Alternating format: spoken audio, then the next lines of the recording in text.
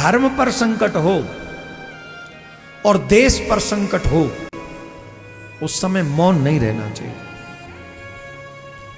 उस समय में भी जो लोग मौन रहते हैं ना, हो सकता है उस समय तुम्हें तत्कालीन कुछ फल मिल जाए, या तत्कालीन कुछ छोटा मोटा प्रॉफिट, कोई पद मिल जाए, एमएलए एमपी बन जाओ, या कुछ 2-4 हजार रुपए कमा जाओ, या कुछ भी एनीथिंग। लेकिन दीर्घकालीन इसका दुष्परिणाम हमको झेलना पड़ेगा। फॉर एग्जाम्पल, पितामह भीष्म, जिस समय द्रौपदी के अंग से वस्त्र उतारा जाए, ये बात दुर्योधन ने कही और दुशासन ने प्रयास किया। पितामह भीष्म उसी सभा में थे। अगर पितामह भीष्म चाहते तो दुर्योधन ये कह पाता? जवाब दीजिए। दुशासन ये कर पाता? अपनी ब्रजभाषा में अगर हम कहें तो पितामह भीष्म एक थप्पड़ मार देते ना दुशासन में, एक थप्पड़, तो शायद दुशासन दोबारा उठता भी ना, वो कोशिश भी ना करता कि मैं भैया की बात मानूं। या थप्पड़ मारने की जरूरत ही नहीं, थोड़े ही आंख निकाल देते दुशासन की तरफ, व्हाट आर यू डूइंग, क्या कर रहे हो तुम? संस्कार नाम की कोई चीज है कि नहीं? यहां बुजुर्ग बैठे हैं और तुम एक स्त्री का अपमान कर रहे हो, शर्म नहीं आती? जो भी स्त्री इस द्रौपदी से हाथ लगाएगा मैं उसे अपने हाथों से मार डालूंगा। सिर्फ इतना बोल देते पितामह भीष्म, या मार डालूंगा नहीं, मैं उसका त्याग कर दूंगा, इतना ही बोल देते पितामह भीष्म। सच बताइए, क्या द्रौपदी के वस्त्र पर हाथ डालता दुशासन? लेकिन पितामह भीष्म मौन रहे, और आज भी हिंदू जगत मौन है। जब जब हिंदू जगत बटा है, जब जब हिंदू जगत मौन रहा है, तब तब सनातन पर बहुत बड़ा संकट आया है, और उस संकट के कारण बहुत बड़ा विनाश भी हुआ है। मैं आप सब सनातनियों को सचेत कर रहा हूं, अपनी पूजा परंपराओं को बचा लो, अपने धर्म के लिए आवाज उठाना सीखो, अपने देश के लिए खड़े रहो, तब ही आने वाली पीढ़ी तुम्हें सुरक्षित और तुम्हें अच्छा कहेगी।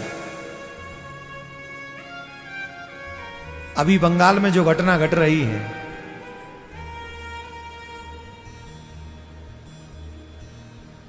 इसको देखकर भी तुम्हारी आंखें नहीं खुल रही।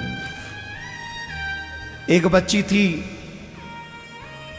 उसने कुछ बोल दिया था युद्ध के समय, उस बच्ची को बंगाल पुलिस आके अरेस्ट करके ले गई, गुड़गामा से। क्या नाम था उसका? शर्मिष्ठा, आई थिंक शर्मिष्ठा ही नाम था उसका। जो भी नाम रहा हो, कितनी तेज गति से पुलिस ने काम किया, आई उठा के ले गई।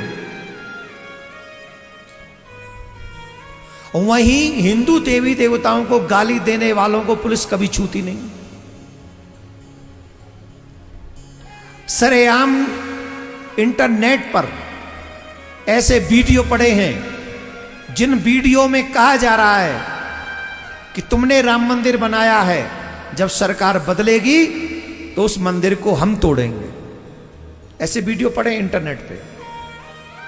उन्हें पुलिस नहीं छोड़ पकड़ती, उनके बारे में पुलिस संज्ञान नहीं लेता, कोर्ट संज्ञान नहीं लेता, क्योंकि वो हिंदुओं का मंदिर है, सनातनियों का मंदिर है। इसलिए न्याय, अगर कोई मुझसे पूछे तो न्याय कभी भी सबूतों के आधार पर नहीं होना चाहिए, न्याय हमेशा सत्य के आधार पर होना चाहिए। सबूत बनाए जा सकते हैं, सत्य बनाया नहीं जा सकता। दुर्भाग्य है हमारे यहां देश में एक तो न्याय मिलता ही नहीं है, मिलेगा भी तो सबूतों के आधार पे, और सबूत क्रिएट किए जाते हैं। सबूत कौन बनाएगा? जिसमें पावर होगी वो सबूत बना लेगा, जिसमें पावर नहीं होगी उसे खत्म कर दिया जाएगा। इसीलिए गरीबों को न्याय नहीं मिलता हमारे देश में, और जब तक हमारे देश की हालत रहेगी, हमारा देश विश्व गुरु नहीं बन सकता। बाकी का कुछ भी करते रहो। अब खैर बोलने को तो बहुत कुछ है, नहीं बोले। पितामह भीष्म मौन रहे, इसलिए उनकी मृत्यु बड़ी दुखद थी। उनके एक एक अंग में बाण छिदा हुआ था। मैं आपसे निवेदन कर रहा हूं, देश और धर्म के ऊपर अगर आवाज विपत्ति आए, संकट आए, बात आए, तो मौन नहीं रहना चाहिए। हमें हर स्थिति में उसके धर्म के पक्ष और अधर्म के विपक्ष में आवाज उठानी चाहिए। बोलो राधे राधे। जहां धर्म के लिए लड़ो तो बुरे, और धर्म के लिए न लड़ो तो भी बुरे, तो भी बुरे।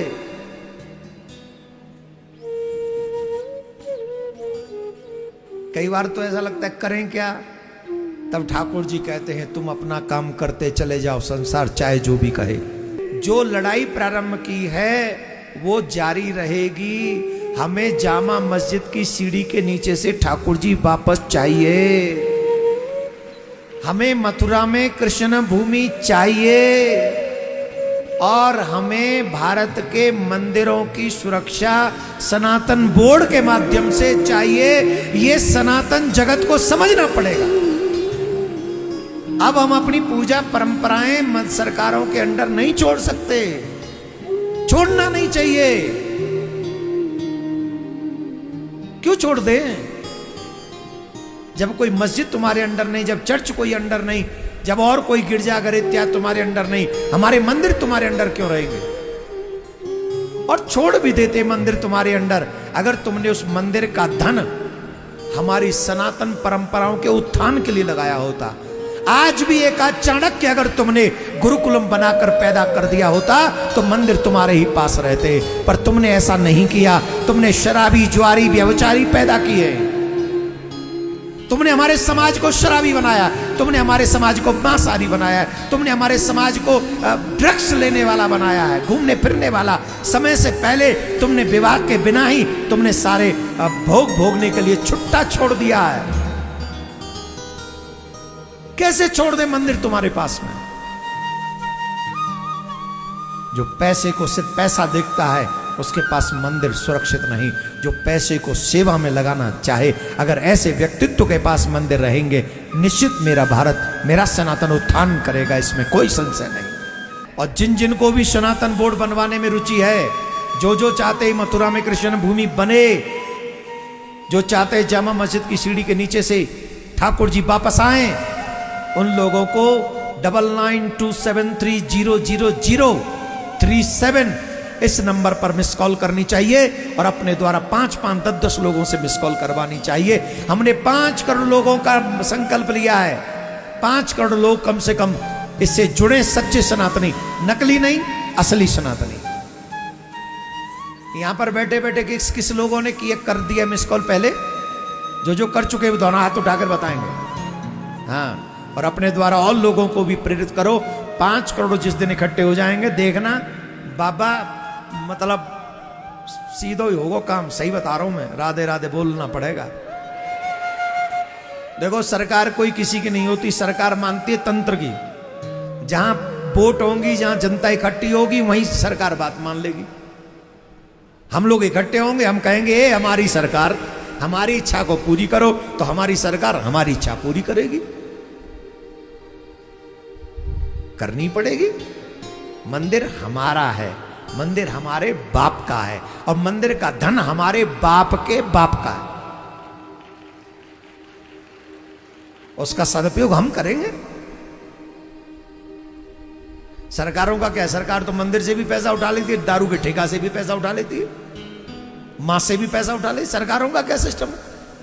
तो उनसे तो हम कोई बात नहीं कर रहे। तो कहां थे हम? कौन कौन चाहते हैं? कौन कौन चाहता है सनातन बोर्ड बनना चाहिए? जब तक बन न जाए चर्चा जारी रखो।